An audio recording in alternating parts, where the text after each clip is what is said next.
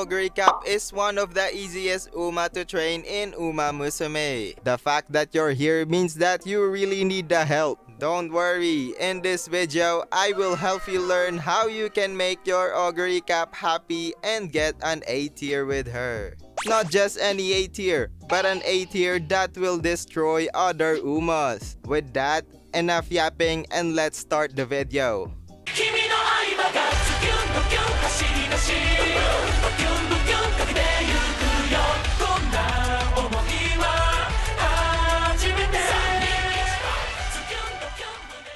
Let's start by finding the right legacy units for Oguri Cap.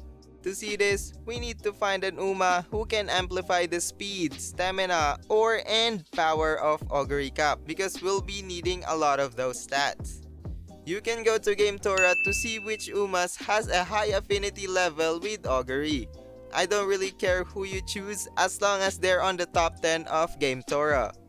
If you find a legacy Uma with a 2-star or above in Mile or Dirt in their sparks, then this would be better because they can raise your Oguri Smile Runner from A to S tier or the Dirt affinity from B to A or even S tier. But if you're just looking to target an A tier, then you should be fine with just finding something that has a stat on speed, stamina, and power. For your shitty legacy Uma, let's just look for these 3 stats because I'm not expecting a lot from it. Did you follow everything that I just said? If you did, good boy. If you didn't, well, at least you're consistent. What makes Oguri Cap amazing is that she has 20% more stat gain on speed and 10% on power whenever you train. These are the most relevant skills in the current update, which makes her a really good character. This would also mean that it is easier for us to achieve the stat threshold that we are targeting, which are 1100 speed. It's better if you can max it, but if you can't, then it should be fine. 500 stamina. There will be a race where you need to hit a stamina threshold for you to win, which I will be explaining further later. 800 power. This goes up along with speed, so it should be easy to reach. This is all the guts that you need for the final spurt. And 300 wit. As long as you hit this stat threshold, then it should be pretty much guaranteed that your Oguri Cap will become an A tier. Now let's go look at the support cards that you can use for her. This is the support card that I'm using for my Oguri build. This is not the best support cards, but this is the best that I got. Here are the best cards that you should use if you have them. And here are the alternatives. When taking a support card from this list, keep in mind that you should have 3 speed cards, 2 power cards, and 1 wit card. If you have a Tazunayakawa, then you can replace the wit card with it. I've seen people building 3 speed cards and 3 power cards, so if you think that you can hit the 300 wit threshold easily, then you can change the wit card with a power card. But if you have a Tazunayakawa, obviously don't change it. Yae no Mateki is going to be the pillar of Oguri, so get your lazy ass up and start finding a maximum limit break Yae no Mateki. Sir, can I use a level 45 Yae no Mateki instead of a max limit break? No, you have a shitty support card because you want to collect Umas, right?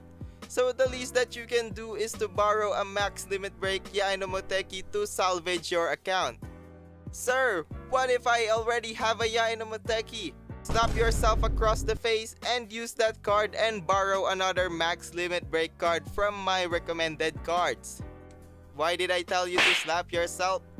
It's because why do you have that card at 0 or 1 limit break? I thought I made it clear in my past video that the number 1 thing that you should be pulling for this month is Super Creek, and if you want to save, then go for Seiun Sky. If you didn't see the video, then like and subscribe, guys. Sorry for being mean. Now that we're all set to start the career mode, I'm going to do something different in this video. You know that we're aiming for greatness whenever I post these videos, so I'm not going to accept it if you're going to get less than an A tier at least on your Oguri Cap. Unless it's an A, then I don't want to see that shit. So it's going to be baby steps time. I'm going to tell you every decision making that goes through my head when I'm laying down watching a YouTube video while I train my umas. For you to picture it, this is what I look like when I play umamusume. With that, let's start the run. If you've been watching my videos, you would know that at the early days of the career, we would be focusing purely on getting every UMA into rainbow training. This is because we want to maximize the stats that we can get from them. And this run is no different. I'm going to fast forward a little bit here until the first race because that's basically what I'll do in the turns before debut race.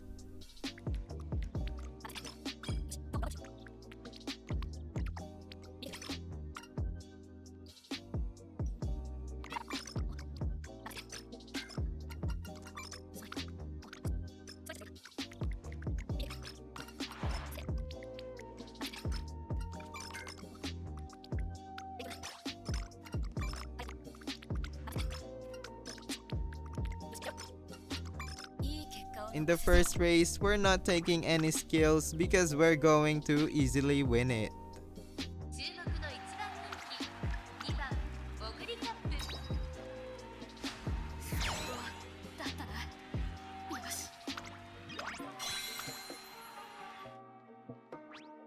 After that, continue on getting your friendship level up to orange level, but this time also look for hint skills that your support card has. Your build depends on the support cards that you took, but mostly, you should only take Pace Chaser or Late Runner skills. It can't be both at once because you won't be able to use both at once. It's either you're a Pace Runner or a Late Runner. Also, in this second stage, you are required to get a bit more fans to be able to continue to the next stage, and I would recommend you to only race in the last 3 turns because you'll have a much better chance because you simply has more stats than if you are to do it early in the turn. I would also like to add that our rule for the failure rate is if it's over 25%, then never train. Unless it is worth the gamble of losing at least 2 turns. You can train on wit to lower the failure rate of your training, so if you only need a bit of a minus on the failure rate, then I would recommend for you to do wit training first, then other training. On the run for NHK Mile, I pretty much already reached the orange threshold for most of my umas. If it still isn't on the orange level for you, then just continue on upgrading that's not on the orange level. If you're on the same level as me, then just focus on speed and strength training. If there's only a little difference on the stat plus on speed and power, then definitely choose power because it would help us reach the 500 threshold on our stamina.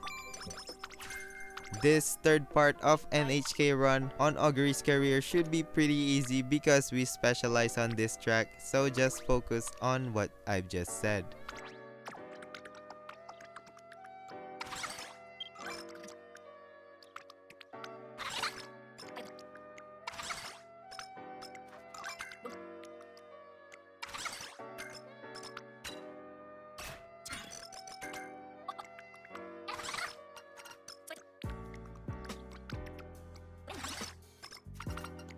At this point, you are allowed to take a skill that would benefit you.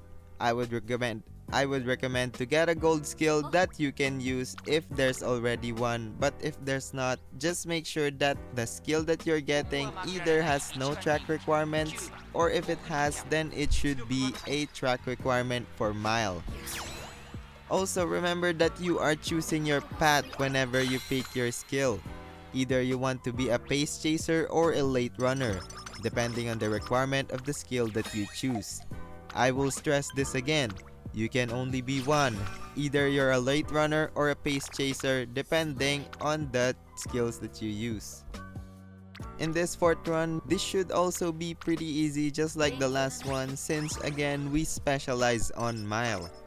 At this point, slowly build up your strength because we want the stamina to also go up to at least 300 because the race that requires stamina is closing in. What I mean is the mile run is not our enemy but the next run. Also remember that, for example, sometimes if there are 4 friends training on speed and there's only one rainbow training on power, then you would get more stats just training on speed, so keep an eye for that situation. Because friends raise the stat gain from trainings.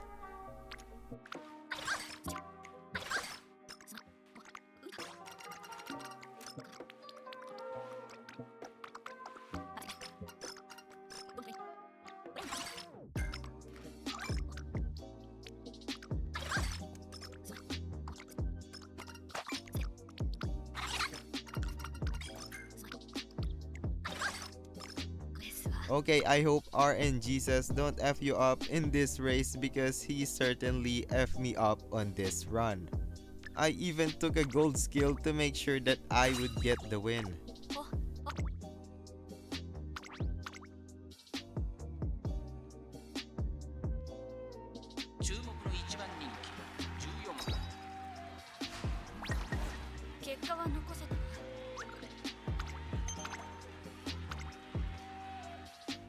Now I hope that you followed my advice to build up a bit of stamina on this run because you only get one turn for this part of the career and you're going straight to the medium racetrack. This is a career ender right here, so I hope that you listened.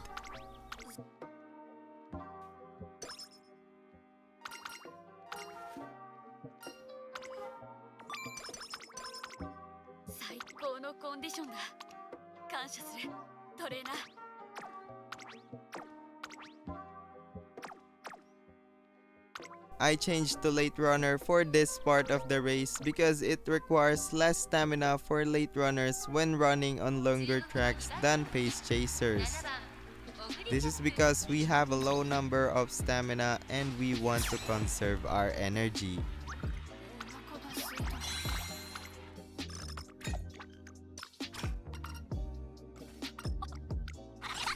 At this part of the career, just copy the race that I'm going to participate in, and if you somehow lose one of the races, then just find another G1 race and you should win if you've been doing everything right.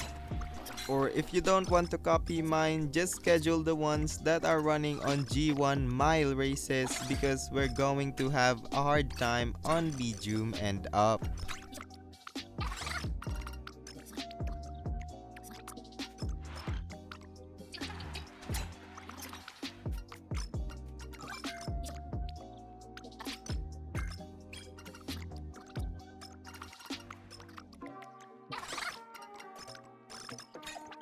At the Autumn Tenno show, make sure that you at least reach 400 stamina because this will be a medium race. It is also fine if you want to take a stamina skill to compensate and play it safe, but in my case, I risked it all because I'm a Giga Chad.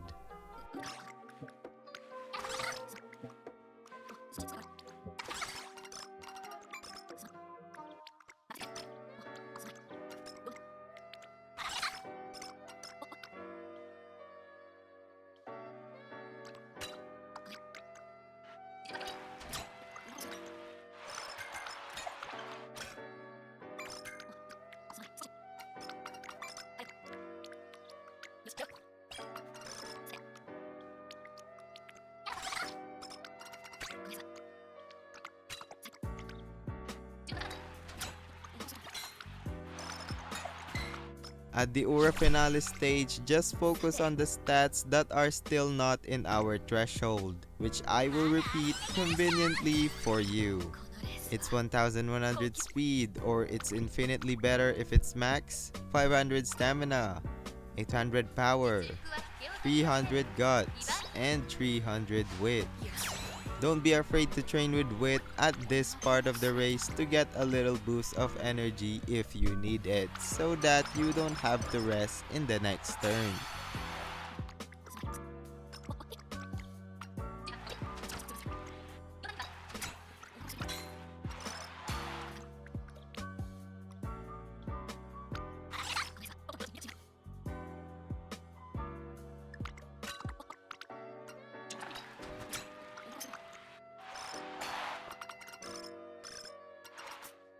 After that, it's pretty much a done deal. Say hello to your 8-tier Oguri Cap.